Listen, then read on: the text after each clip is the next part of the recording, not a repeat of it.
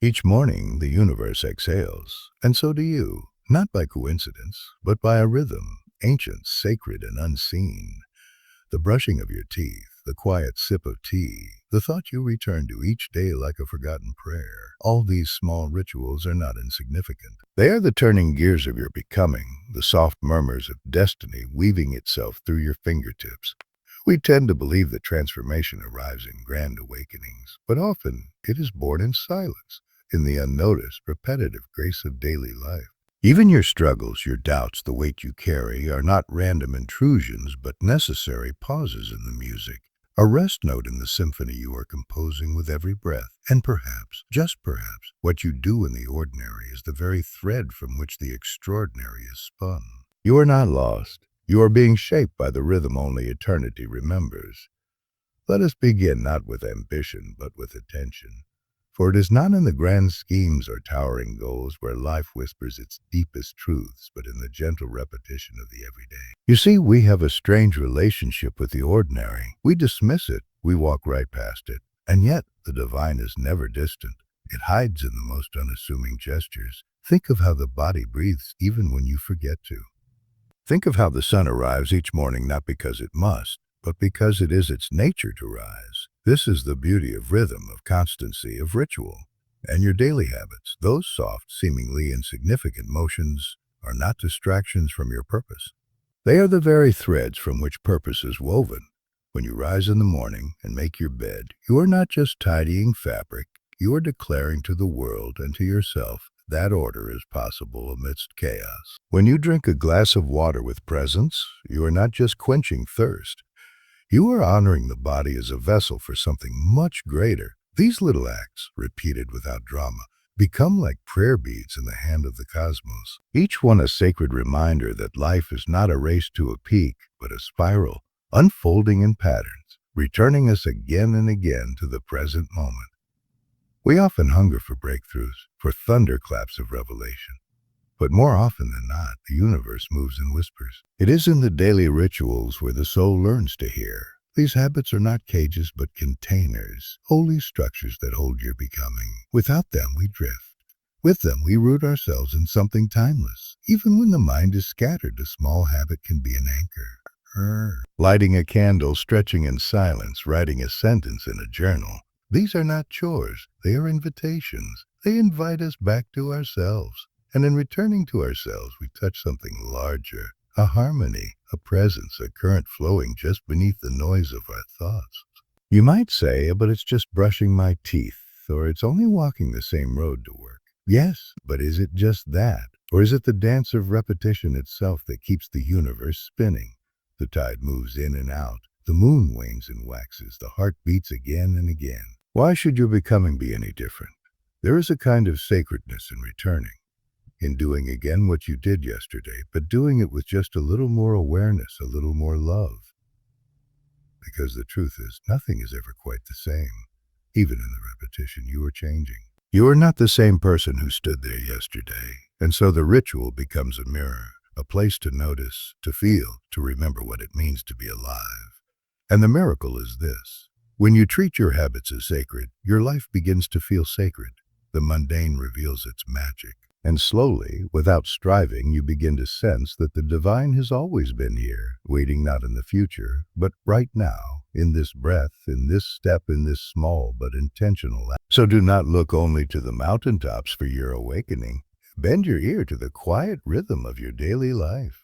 There, in the repetition, you'll find that you are already dancing, just as the stars do, in perfect orbit simply by being what they are. And in the stillness between the steps you will come to see.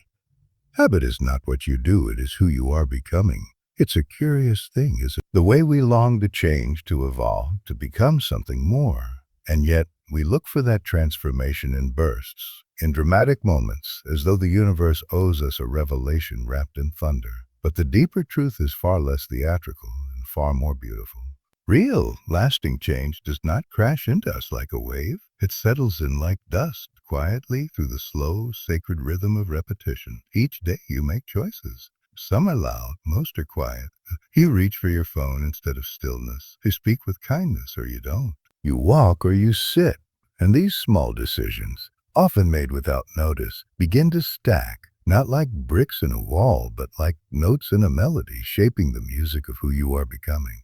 We tend to think that we decide our future in single moments of clarity, but that is an illusion. Your future self isn't created by one grand decision. It's carved, stroke by stroke, in the echo of your smallest, most ordinary actions. What you do once, you can forget. What you do daily becomes a part of your nervous system, your thoughts, your reflexes. Repetition isn't just doing something again. It's inviting something to become you. Just imagine for a moment how a river wears down stone, not by force, not by violence, but by the gentle insistence of return, over and over again. That is what your habits do to your mind, to your body, to your destiny. They don't shout, they whisper, and over time they rewire your way of being, without permission, without ceremony. And so the question isn't whether you have habits. The question is whether they are sculpting you into someone you would consciously choose to become. Because habits do not discriminate. They will shape you, whether you are aware of them or not. They are like wind, they erode or they refine. They can bury you in noise or lift you into clarity. It's tempting to underestimate these little rituals, to believe that one missed day means nothing, that one choice in the dark won't leave a mark. But nothing you do is truly isolated. Every moment of practice, even done half-heartedly, begins to train the inner architecture of your life. Slowly, silently, you begin to build patterns that align with your inner compass or pull you further from it. And when you repeat something long enough, it stops feeling like it. It becomes identity. You're no longer a person trying to meditate. You are someone who meditates. You're not trying to be calm. You're living from calm. You don't just perform discipline. It lives in your bones. Repetition makes that possible. It is the sculptor that transforms action into essence. But notice, it works both ways. You can also repeat bitterness. You can rehearse impatience. You can reinforce fear. And every time you feed those habits, they deepen their roots within you. So tread with care, not fear, but reverence, because each repetition is a brushstroke. And your life, whether you see it now or not, is your masterpiece. There is no shortcut to becoming, no instant leap into the fullness of your potential. And that's not a punishment. It's a gift. Because through repetition, you're not just arriving at a destination. You're deepening your awareness of the path. You're learning not just to walk, but to feel the ground beneath your feet. You're not becoming someone else. You're uncovering the truest version of yourself, one echo at a time. So the invitation isn't to strive harder, but to notice more, to ask yourself, what am I repeating? What am I rehearsing, becoming, believing day after day? Because what you return to is what you become. And in that quiet returning, you will find that the self is not discovered, but gently remembered. It's a strange paradox, isn't it? That we search so tirelessly for meaning, for divinity, for something transcendent, and yet we overlook the very ground beneath our feet. We imagine the sacred as something distant, cloaked in mystery, revealed only in rare moments of silence or crisis. But the truth is far less dramatic and infinitely more profound. The divine doesn't reside in some far-off temple. It hides in the kitchen sink, in the act of folding clothes, in the hush between thoughts, in the ordinary. Daily life, in all its seeming dullness, is the stage upon which the eternal performs. And your habits, those small repeated movements, are not obstacles to enlightenment. They are its very expression. You do not need to escape the world to find peace. You need only to be present with what is already here. When you treat the mundane with reverence, it begins to transform before your eyes. A simple walk becomes a pilgrimage. A conversation becomes commune. Washing dishes becomes an act of renewal. The so-called chores of life aren't distractions from your spiritual path. They are the path, but only when done with awareness. Without that awareness, life becomes a blur, a mechanical routine you sleepwalk through. But the moment you bring your full presence to the moment at hand, even the most trivial task is infused with meaning. There's a kind of harmony, a quiet music that hums beneath the surface of life. It's always there, but we rarely hear it because we're rushing, always waiting for the next big thing, the next breakthrough, the next milestone. But life doesn't reveal itself in milestones. It reveals itself in moments, tiny repeated sacred moments. The way sunlight dances through a curtain, the weight of warm water on your hands, the silence between breaths. This is the rhythm of existence, And when your habits align with that rhythm, you begin to feel a strange kind of peace, not the absence of noise, but a sense that all things are exactly as they should be. Now, let's be honest.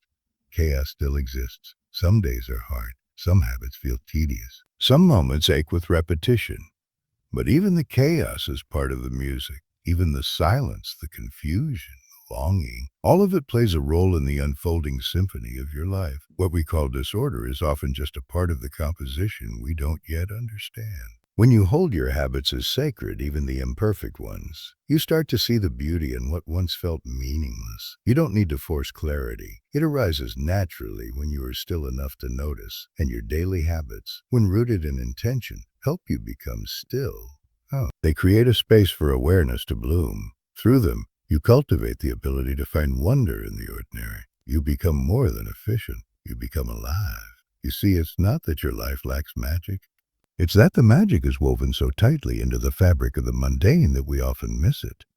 But it's there, in the pause before the coffee boils, in the rhythm of your footsteps, in the quiet surrender of brushing your hair or tending to a loved one's needs. This is not spiritual theory. This is spiritual practice. The moment you begin to treat your habits as holy, life opens up, not with fireworks, but with a soft exhale. And so, the invitation is not to seek the sacred elsewhere, but to see what's already sacred right where you are, right now, in this act, whatever it may be.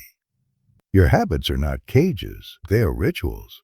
They are the places where the human and the divine meet, and when practiced with intention, they turn even the messiest parts of life into something resembling grace. Because the divine is not waiting at the summit, it's already whispering in the rhythm of your everyday. It's easy to believe that we're separate from the great movements of life, that we're somehow spectators of the grand unfolding rather than participants in its choreography. But the truth is, we are not sitting in the audience, we are already on the stage. The universe does not happen around us. It happens through us in every breath, every step, every choice. And in that quiet space where habit meets awareness, something extraordinary begins to take shape. You see, life is not a puzzle to be solved, but a dance to be joined. And your daily habits, those seemingly repetitive motions, are not chains. They are steps in the dance. When done without awareness, they feel mechanical. But when done with presence, they become movement, rhythm, communion. Every act, no matter how small, becomes a way of aligning yourself with something far older and wiser than the thinking mind. We often think of discipline as a form of control, a way of wresting life into shape, forcing order onto chaos. But true discipline, the kind that comes from within, is not about force at all. It's about harmony. It's about listening. Because the habits that matter most are not the ones you impose upon yourself like a drill sergeant, but the ones that arise from a deep sensing, a knowing, a natural resonance with what life is asking of you. It's like music. No great musician controls the music. They surrender to it. They become it. They practice, yes, repetition, effort, commitment, but always in service of something beyond themselves. A violinist does not play just to move the bow across strings. They play to become part of the song. And so it is with you. Your habits are the way you tune your instrument, so that when life plays its melody, you are ready, not rigid, but responsive. And that's the key, responsiveness. When your habits are grounded in presence, you don't live by rigid control. You flow. You meet the moment as it comes, not from reaction, but from rhythm. You become like water, able to adapt, to shift, but never to lose your essence. The beauty of daily practice is that it softens you even as it strengthens you. It gives you the structure to stay centered and the spaciousness to stay open. It's not about perfection, it's about presence. You miss a step, you falter, and that's all right. Even in dance, not every movement is flawless, but the dance continues. Then when you return to your rhythm, you return to yourself. That is the quiet power of habit, not to control your life, but to keep you attuned to its unfolding. Because, in truth, life is always inviting you to participate. Every morning it asks, will you show up? Not just physically, but soulfully. Will you meet this day, this moment, this breath with full attention?